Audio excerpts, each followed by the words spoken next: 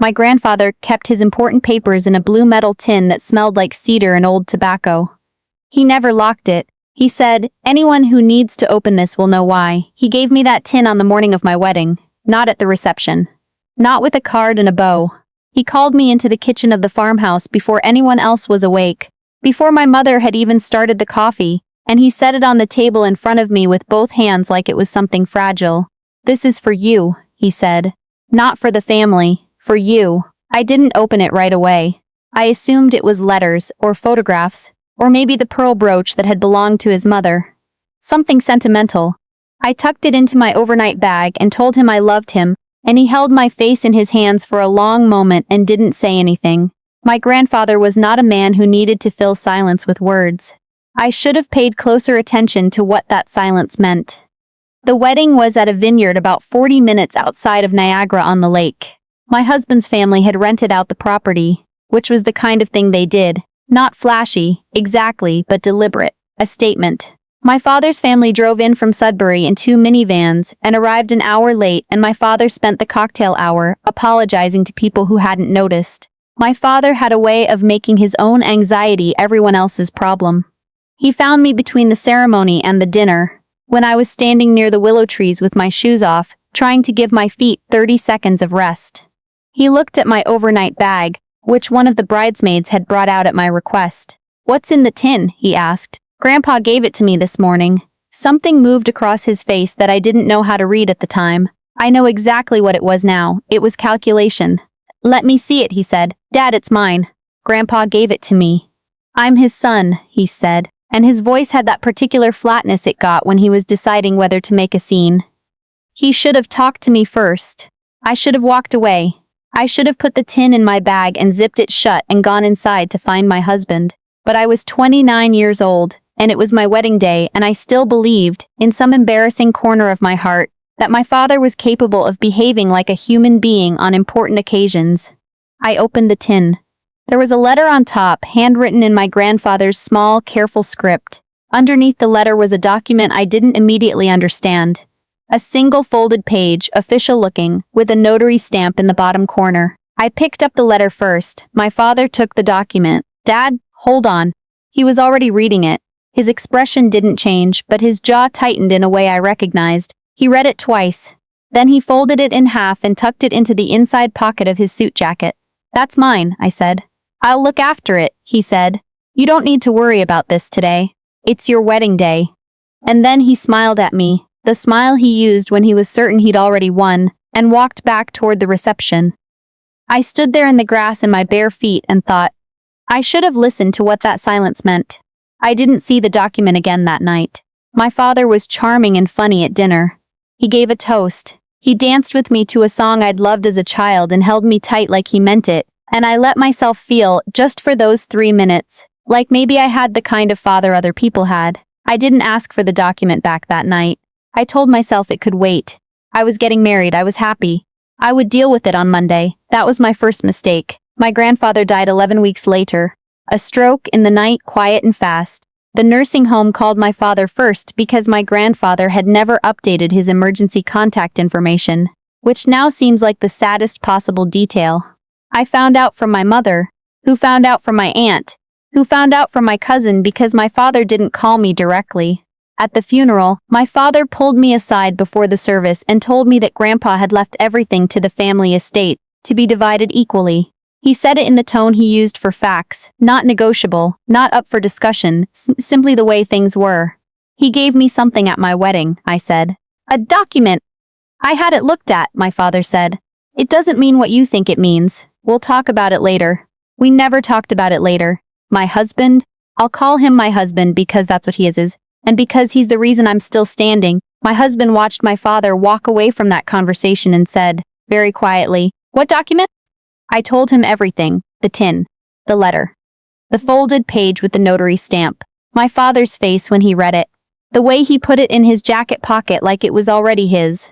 My husband is a commercial real estate lawyer. He is not the kind of person who wastes words, and he is not the kind of person who jumps to conclusions. He listened to everything I said, and then he was quiet for a moment, and then he said, "Do you remember anything specific about what you saw on that page?" "It had a notary stamp," I said. and the words beneficiary designation. I remember that specifically because I didn't know what it meant at the time. He nodded slowly. Okay, he said.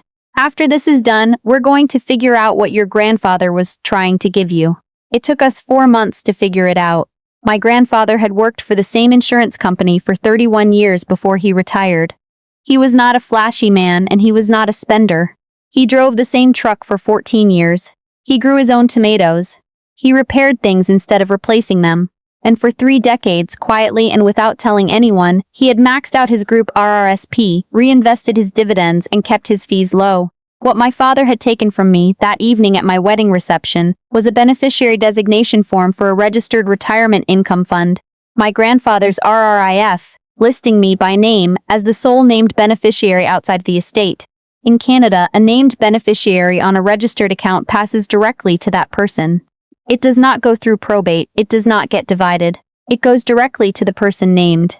My grandfather had named me in 2019, 3 years before he died, and he had done it carefully and legally and with full understanding of exactly what he was doing. He had wanted me to have it, not the family. Me. The account held $412,000. My father had known this since my wedding day. He had kept the document. He had told me it didn't mean what I thought it meant. And when my grandfather died, he had worked with the financial institution. I'm still not certain exactly how. To have the proceeds folded into the estate, to be divided among 4 siblings and their children. By the time I understood what had happened, $87,000 had already been dispersed. I want to be honest about what that period felt like, because I think people imagine that discovering something like this makes you feel powerful or righteous or clear. It doesn't. It made me feel sick. It made me feel stupid for trusting him. It made me feel like I was 12 years old again, standing in the kitchen of our old house, being told that I had misunderstood something that I had understood perfectly correctly. My husband held my hand at the kitchen table while I cried about it. He did not tell me to calm down. He did not tell me it would be okay. He said, "Tell me what you want to do, and we'll figure out how to do it."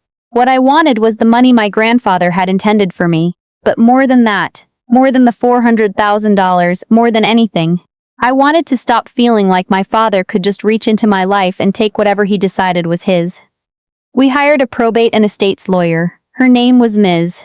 Whitfield, and she was the kind of person who communicated entirely in precise, measured sentences and made you feel, without her ever saying so, that she had seen worse and handled it.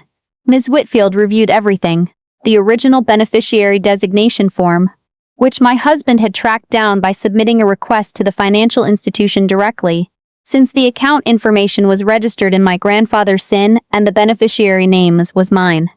The estate filings, my father's communications with the executor, the dispersal records. "This is financial elder abuse," she said, in the same tone someone might say this is a standard clause. "And it's also fraud." She explained it to me carefully. The beneficiary designation was a legal instrument.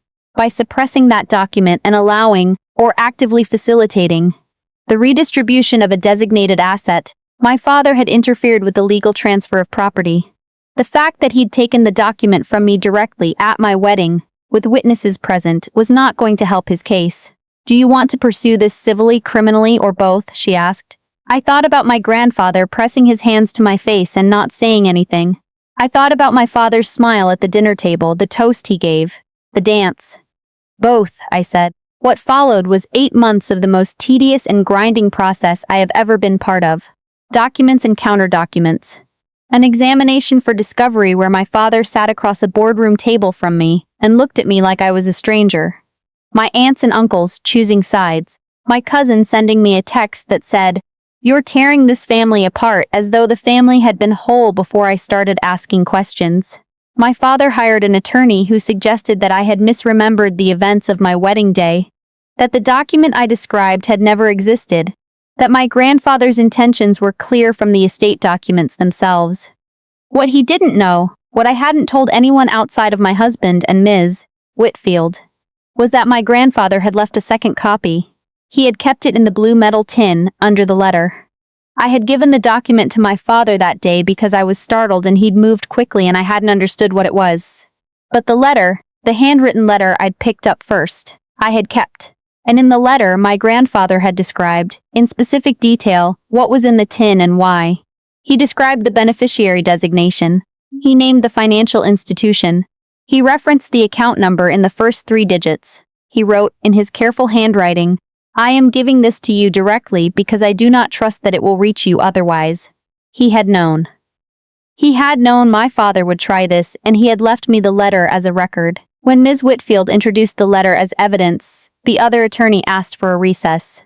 My father called me that evening. It was the first time he had called me directly since the examination for discovery. He said he wanted to talk. He said the family could work this out privately. He used the word grandchildren, his eventual grandchildren, my future children, as a reason I should let this go. I let the call go to voicemail. I listened to it once. I saved it, because Ms. Whitfield had told me to save everything.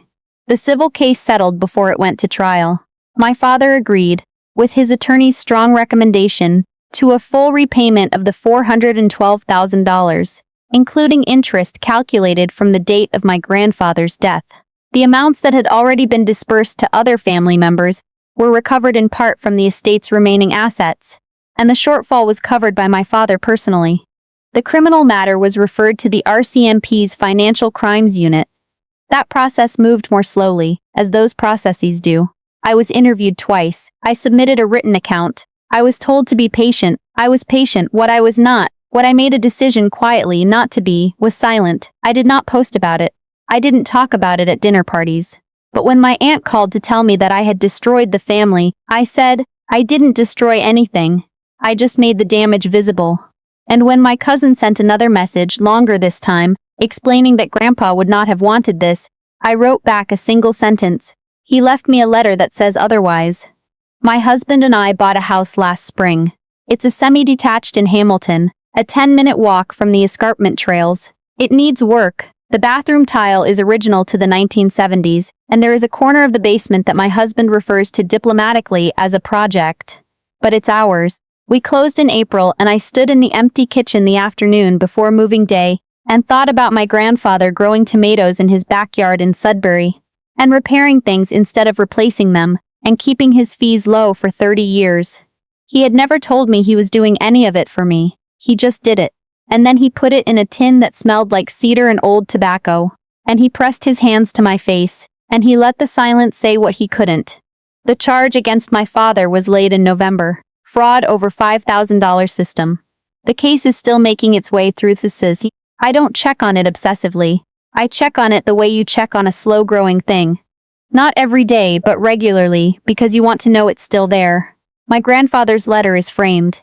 It hangs in the hallway of the house in Hamilton, between a photo of our wedding and a photo of the escarpment in October. Most people who come over don't read it closely enough to know what it is. But I know what it is. I know what he meant when he chose me, and I know what it means that I chose, finally, not to let it be taken.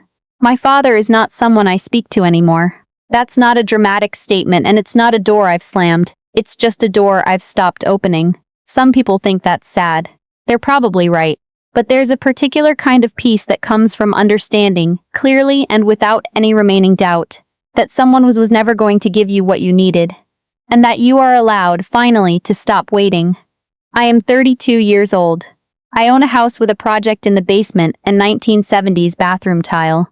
I have a husband who asked me what I wanted and then helped me do it. And I have a framed letter in my hallway from a man who knew, 30 years ago, that I would need it.